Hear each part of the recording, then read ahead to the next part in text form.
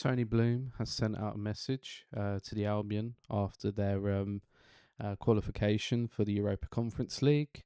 The chairman's programme's notes from the final game of the season against Manchester United. The final home game of the season presents us with an opportunity of securing a European spot for only the second time in our 125-year history. Every campaign brings its fair share of highs and lows, and this one has been no exception.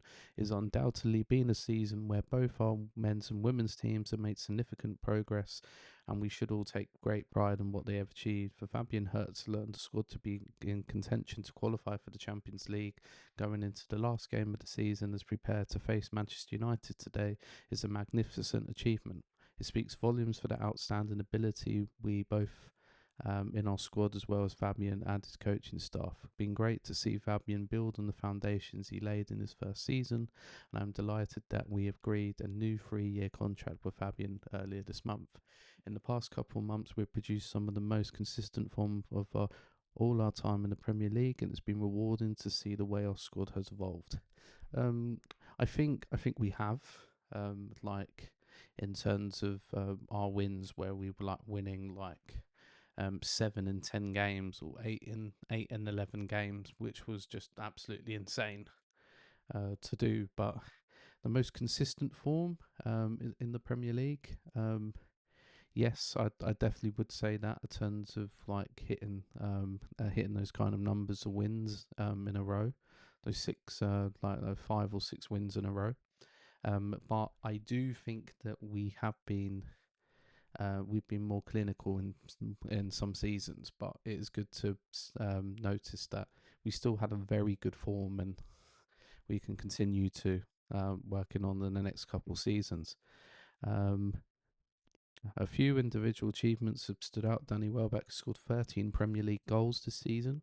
I think that's not far from Murray's record, isn't it?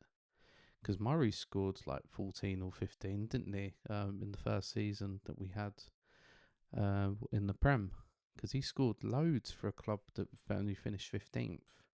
So it was great to see him do that in his first real Premier League season. Because I know he had stints at like Palace and Bournemouth, but like I can't remember what he did for Palace, but for Bournemouth he was a very bit part player. He didn't really do anything for his time at Bournemouth, so it was good to actually see him have a real like standout role in the Premier League at the time, and at a time where Brighton were a team who were fighting to stay up rather than a team that are now pushing for Europe and qualifying for European competitions. It's absolutely great to see.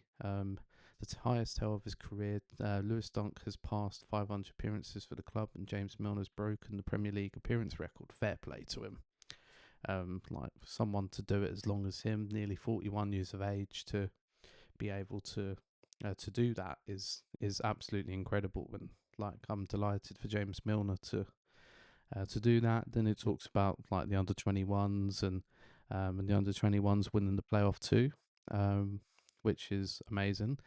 Funny fact, actually, I in my job that I did, I actually worked with the dad of Tyler Silsbury, which was really cool. And he's a great man. So big up to Tyler Silsbury's dad. But talks about the women's team had an outstanding season, reaching the Women's FA Cup final for the first time in history. Like to congratulate to the manager. Sorry, I'm not talking about the women's as much. It'd be interesting to start following the women more. It's just because I've been conditioned to follow the men's game. And that's just that's just a preference. It's nothing bad about that. It's just a preference that I've had, but I will be checking it out. And yeah. And then they talk about celebrating the anniversary of a series of special events. Kelly Oglu getting men's player of the season, women's player of the season, Frank Kirby. And he just thanks Paul Barber. But I think I think it's been an absolutely amazing what's it turnaround to get a European spot, particularly not just in front of the cameras, but also behind it as well. Because I don't know if anybody was following it too much, but Tony Bloom was being linked to betting, and there were some prominent like political figures. And this channel, we're not going to get political too much, but he had his business with those, and I think it was the Guardian or the Telegraph, like might been the Guardian. We're looking to investigate into some of those connections. Obviously, don't know what really happens with that, but that was something that was leaked, and also like some of the stuff behind the scenes, like some of the food that they do at the Amex isn't necessarily that great in my opinion.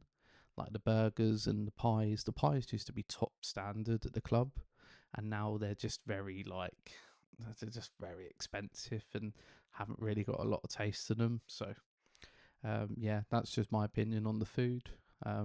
Like the Terrace, I need to visit more next season and maybe try out a burger, and check out more of the food that they've added into it. But overall, it's been a great season on the field, and I'm glad that they solved all the stuff off the field as well. Fabian potentially being sacked in the middle of the season or forced to resign.